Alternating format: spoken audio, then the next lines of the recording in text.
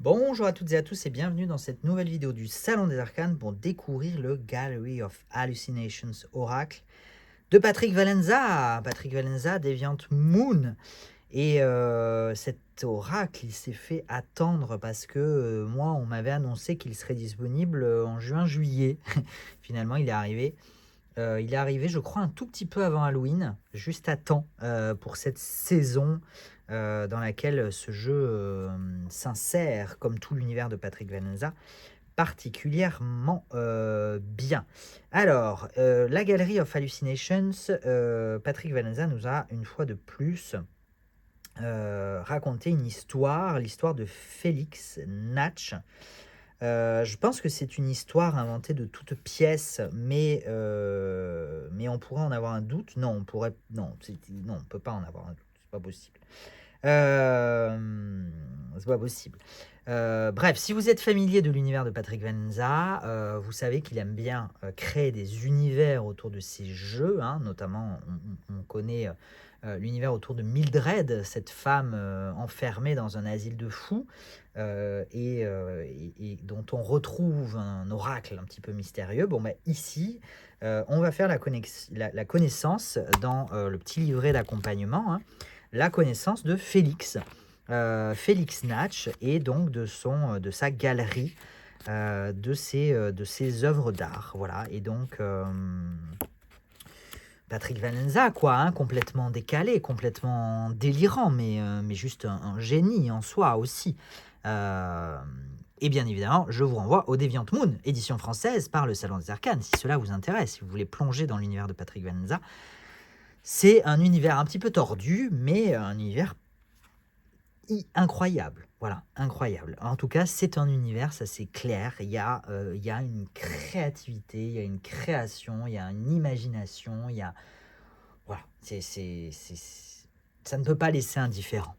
Donc le livret, rapidement, c'est quand même un beau livret, hein, et pour chaque carte, on a donc l'image de la carte, le nom. A priori, on aurait l'année, soi-disant, de réalisation.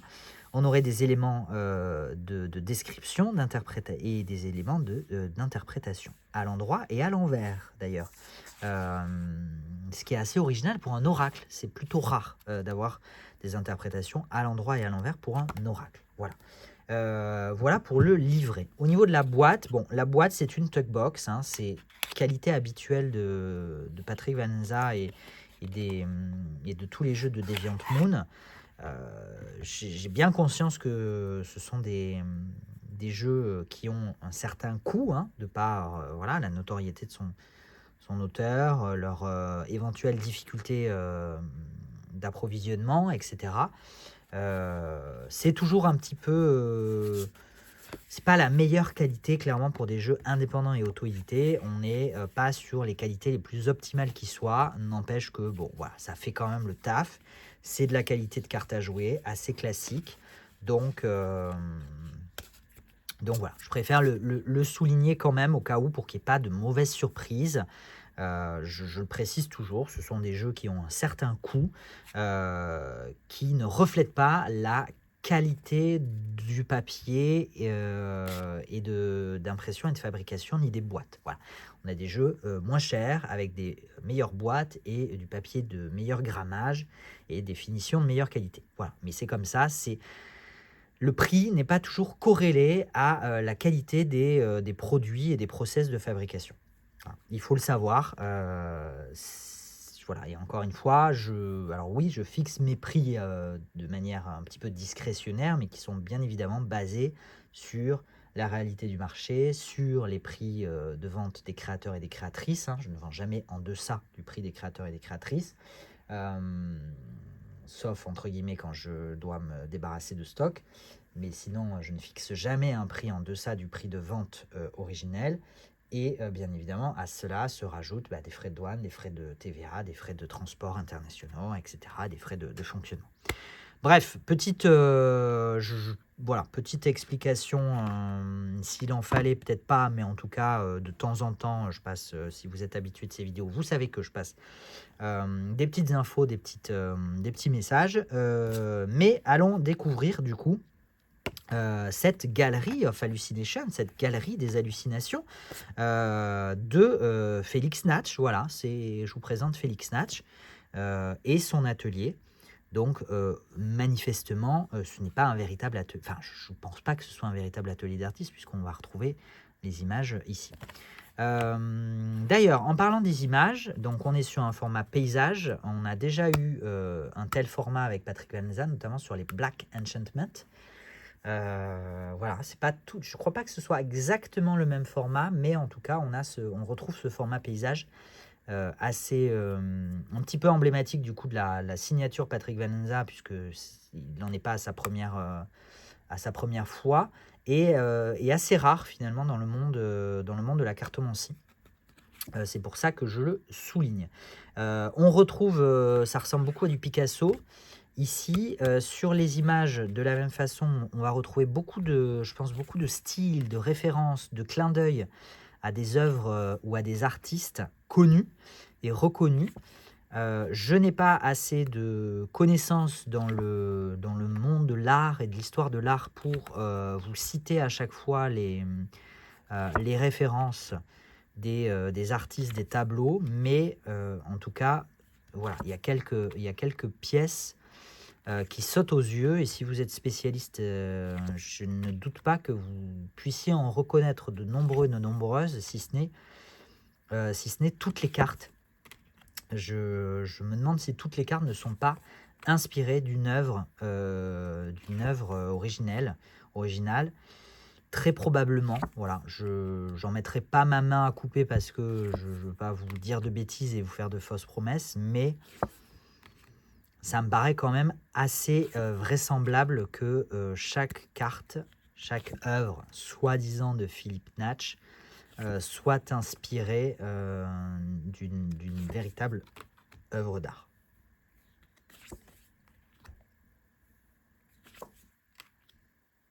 On retrouve le style très emblématique de Patrick Lanza, hein, ce mélange un peu de fantasque, de fantastique, d'horreur même, de burlesque aussi un peu, et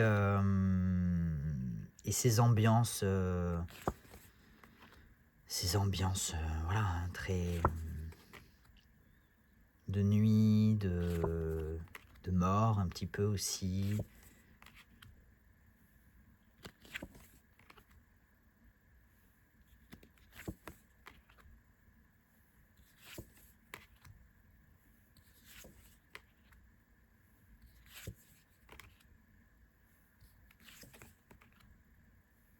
Donc on reconnaît sa signature, hein, à travers certains, là je vous en ai parlé au moment où on avait ces espèces de fleurs de plantes dont les fleurs étaient des têtes.